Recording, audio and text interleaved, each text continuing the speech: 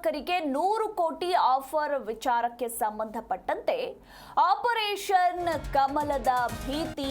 ಹೀಗಾಗಿ Congress high command alert ಆಗಿದೆ. CM ಹಾಗೂ ಕೆಪಿಸಿಸಿ ಅಧ್ಯಕ್ಷರಿಂದ ಮಾಹಿತಿಯನ್ನ ಪಡೆದುಕೊಂಡಿದ್ದಾರೆ ನಾಯಕರು. 100 ಕೋಟಿ ಆಫರ್ ನಿಜಾನಾ? ಯಾರಿಗೆ ಸಂಪರ್ಕ ಮಾಡಿದ್ದಾರೆ? ಶಾಸಕರನ್ನ ಸಂಪರ್ಕ ಮಾಡಿದ ಬಿಜೆಪಿ ನಾಯಕರು ಯಾರು ಅಂಡ್ ಎಲ್ಲಿ ಅನ್ನೋದರ ಕುರಿತಾಗಿ ರಾಜ್ಯ ನಾಯಕರಿಂದ ಸಂಪೂರ್ಣ ಮಾಹಿತಿಯನ್ನ ಹೈಕಮಾಂಡ್ ನಾಯಕರು ಪಡೆದುಕೊಂಡಿದ್ದಾರೆ ಅನ್ನೋದರ ಕುರಿತಾಗಿ ಮಾಹಿತಿ ಸಿಕ್ಕಿದೆ. ಸದ್ಯ ರಾಜ್ಯ ರಾಜಕೀಯದಲ್ಲಿ ಉಪಚುನಾವಣೆಯ ಕದನ ಮುಗಿತಾ ಇದ್ದಂತೆ ಇತ್ತ ಕಾಂಗ್ರೆಸ್ ಶಾಸಕರಿಗೆ ಬಿಜೆಪಿಯಿಂದ 100 ಕೋಟಿ ಆಫರ್ ನೀಡಿರುವ ವಿಚಾರ ಭುಗಿಲೆದ್ದಿದ್ದು, ಆಪರೇಷನ್ ಕಮಲದ ಭೀತಿಯಿಂದಾಗಿ ಕಾಂಗ್ರೆಸ್ ಹೈಕಮಾಂಡ್ ಅಲರ್ಟ್ ಆಗಿ ಸಿಎಂ ಹಾಗೂ ಕೆಪಿಸಿಸಿ ಅಧ್ಯಕ್ಷರಿಂದ ಹೈಕಮಾಂಡ್ ನಾಯಕರು ಮಾಹಿತಿಯನ್ನ ಪಡೆದುಕೊಂಡಿದ್ದಾರೆ. 100 ಕೋಟಿ ಆಫರ್ ಬಂದಿರೋದು ನಿಜಾನಾ? ಯಾರಿಗೆ ಯಾರು ಸಂಪರ್ಕ ಮಾಡಿದ್ದಾರೆ? ಶಾಸಕರನ್ನ ಸಂಪರ್ಕ ಮಾಡಿದ ಬಿಜೆಪಿ ನಾಯಕರು ಯಾರು, ಎಲ್ಲಿ ಅನ್ನೋದರ ಕುರಿತಾಗಿ ಸಂಪೂರ್ಣ ಮಾಹಿತಿಯನ್ನ ರಾಜ್ಯ ನಾಯಕರಿಂದ ಹೈಕಮಾಂಡ್ ಪಡೆದುಕೊಂಡಿದೆ ಅನ್ನೋದರ ಕುರಿತಾಗಿ ಮಾಹಿತಿ ಇರುವಂಥದ್ದು. ಈ ವಿಚಾರವಾಗಿ ಶಾಸಕರ ಜೊತೆಗೆ ಮುಕ್ತವಾಗಿ ಮಾತನಾಡಿ ಅನುದಾನ ನೀಡ್ತಿಲ್ಲ ಅಂತ ಶಾಸಕರು ಅಸಮಾಧಾನಗೊಂಡಿದ್ದಾರಾ? ಶಾಸಕರನ್ನ ವಿಶ್ವಾಸಕ್ಕೆ ತೆಗೆದುಕೊಳ್ಳೋದಕ್ಕೆ ಜಿಲ್ಲೆಯ ಉಸ್ತುವಾರಿ ಸಚಿವರಿಗೆ ಹೇಳಿ ಅಂತ ಹೈಕಮಾಂಡ್ನಿಂದ ಈಗ ಒಂದಷ್ಟು ಸಲಹೆ ಸೂಚನೆಗಳು ಕೂಡ ಬಂದಿರುವಂಥದ್ದು. ಉಪಚುನಾವಣೆ ಫಲಿತಾಂಶ, ಅಧಿವೇಶನ ಹಿನ್ನೆಲೆ ಶಾಸಕಾಂಗ ಪಕ್ಷದ ಸಭೆಯನ್ನ ಕರೆದು ಮಾತನಾಡಿ 100 ಕೋಟಿ ಆಫರ್ ವಿಚಾರಕ್ಕೆ ಸೂಕ್ತ ದಾಖಲೆಗಳನ್ನ ಕಳಿಸಿಕೊಡಿ ಅಂತ ಈಗ ಹೈಕಮಾಂಡ್ ನಾಯಕರು ಹೇಳಿದ್ದಾರೆ. ಅಂದ್ರೆ ದೆಹಲಿ ಮಟ್ಟದಲ್ಲಿ ಈ ವಿಚಾರವನ್ನ ಪ್ರಸ್ತಾಪ ಮಾಡ್ತೇವೆ ಅಂತ ಹೈ ಸೂಚನೆ ನೀಡಿದೆ ಅನ್ನೋದರ ಕುರಿತಾಗಿ ಮಾಹಿತಿ ಇರುವಂಥದ್ದು.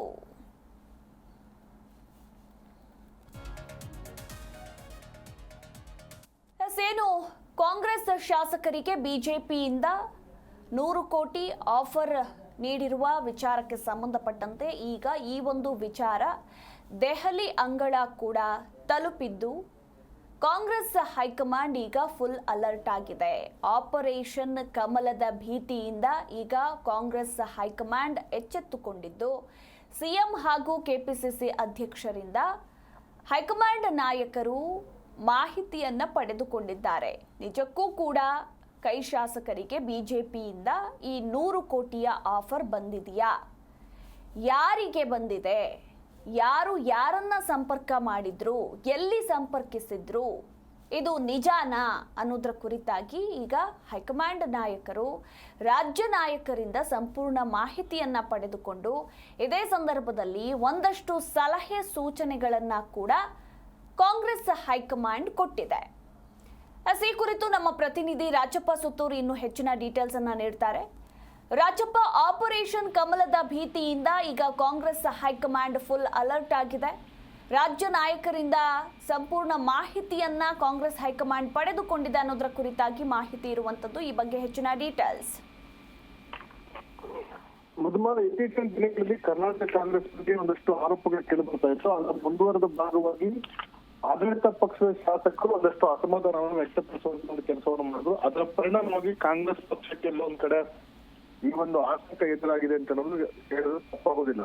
ಮುಖ್ಯಮಂತ್ರಿ ಸಿದ್ದರಾಮಯ್ಯ ಅವರು ಈ ಒಂದು 3 ಉಪಚುನಾವಣಾ ಸಂದರ್ಭದಲ್ಲಿ, ವಿಶೇಷವಾಗಿ ಚನ್ನಪಟ್ಟಣ, ಶಿಗ್ಗಾವಿ, ಸಂಡೂರಿನ ಚುನಾವಣೆ ಸಂದರ್ಭದಲ್ಲಿ ಬಹಿರಂಗವಾಗಿ ಈ ಒಂದು ವಿಷಯವನ್ನು ಪ್ರಸ್ತಾಪ ಮಾಡುವ ಮೂಲಕ ಸರ್ಕಾರಕ್ಕೆ ಆಪತ್ತಿದೆ ಮತ್ತು ಕಾಂಗ್ರೆಸ್ ಪಕ್ಷದ ಶಾಸಕರನ್ನು ಬಿಜೆಪಿ ಖರೀದಿ ಮಾಡುವಂತ ಪ್ರಯತ್ನ ನಡೆಸ್ತಿದ್ದಾರೆ.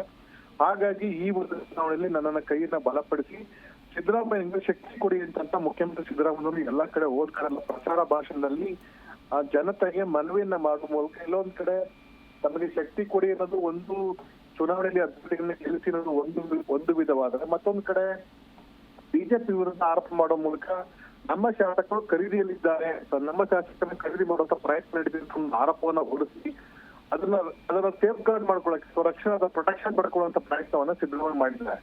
ಅದನ್ನು ಎರಡು ವಿಷಯಗಳು ಪ್ರಮುಖ ಕಾಣ್ತದೆ. ಮುಖ್ಯಮಂತ್ರಿ ಸಿದ್ದರಾಮಯ್ಯ ಎಲ್ಲ ಒಂದ್ ಕಡೆ ಈ ಒಂದು ಆರೋಪವನ್ನ ಅವರ ಮೇಲೆ ಹೊರಿಸಿ ತಮ್ಮ ಒಂದು ಆರೋಪ ತಮಗೆ ಬಂದಿರುವಂತಹ ಆರೋಪದಿಂದ ಮುಕ್ತರಾಗುವ ತಾವು ತಪ್ಪಿಸಿಕೊಳ್ಳುವಂತ ಪ್ರಯತ್ನ ನಡೆಸಿದಂತ ಆರೋಪ ಕಂಡು ಬಂದ್ರು ಸಹ ಅದರ ಆಂತರ್ಯದಲ್ಲಿ ಬೇರೆ ವಿಷಯ ಇದೆ. ಮುಖ್ಯಮಂತ್ರಿಗಳಿಗೆ ಇಡಿ ಮತ್ತು ಸಿಬಿಐ ಆತಂಕದ ಹಿನ್ನೆಲೆ ಇಂತ ಹೇಳಿಕೆನೆ ಕೊಡ್ತಾ ಇದ್ದಾರೆ ಅಂತ ಒಂದು ಹಂತದಲ್ಲಿ ಮೈಸೂರಿನಲ್ಲಿ ಮುಖ್ಯಮಂತ್ರಿ ಸಿದ್ದರಾಮಯ್ಯ ಅವರ ಮುಟ್ಟಿದ್ದೆ ಇಡೀ ರಾಜ್ಯದಿಂದ ದೊಡ್ಡ ಇನ್ನು ರಕ್ತ ಕ್ರಾಂತಿ ಆಗುತ್ತೆ ಅನ್ನೋ ಸಂದೇಶವನ್ನ ಕೊಡುವ ಮೂಲಕ ಅಥವಾ ಸರ್ಕಾರ ಪತನ ಆಗುತ್ತೆ ಅಂತ ಸಂದೇಶ ಕೊಡುವ ಮೂಲಕ ಸಿದ್ದರಾಮಯ್ಯ ಆತಂಕ ಇದ್ದಾರೆ ಅಂತ ಸ್ಪಷ್ಟಪಡಿಸಿದರು.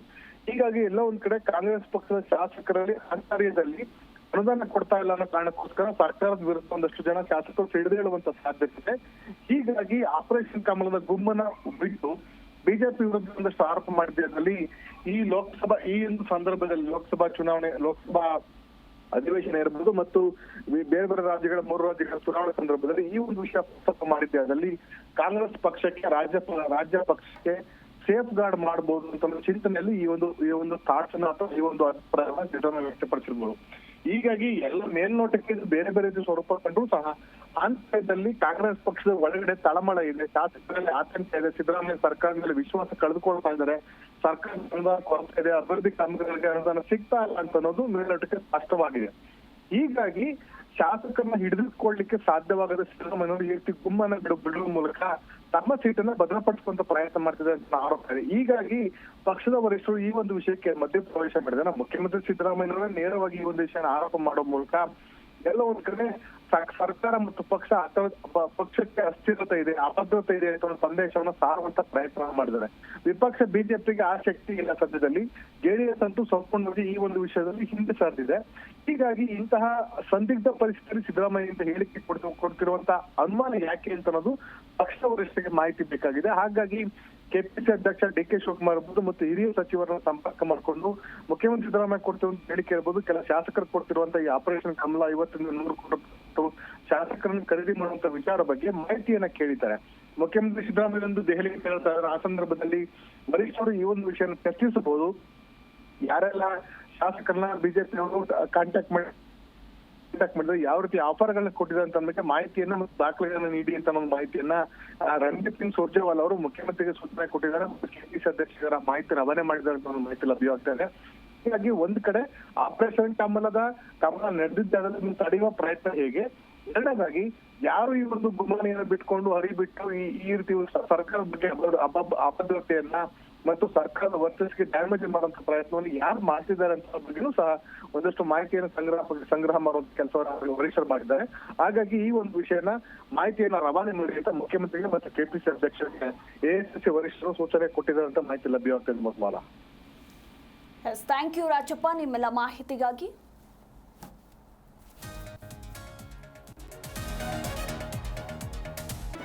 ಜಿ ಕನ್ನಡ ನ್ಯೂಸ್ ಈಗ ನಿಮ್ಮ ಮನೆಯಲ್ಲೇ ನೋಡಿ, ಎಲ್ಲ ಕೇಬಲ್ಗಳಲ್ಲಿ ಈಗ ಲಭ್ಯ.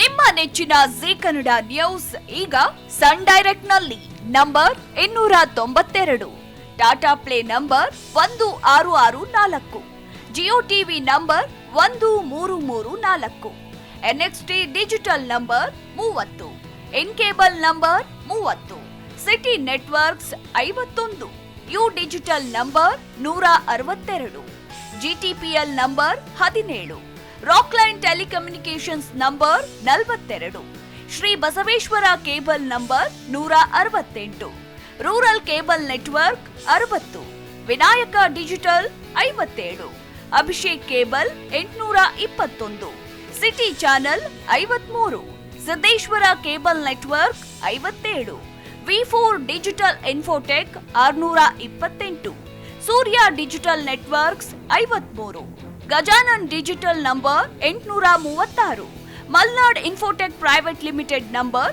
56, Metrocast number 830, victory digital number 167ರಲ್ಲಿ ನೋಡಿ ಆನಂದಿಸಿ.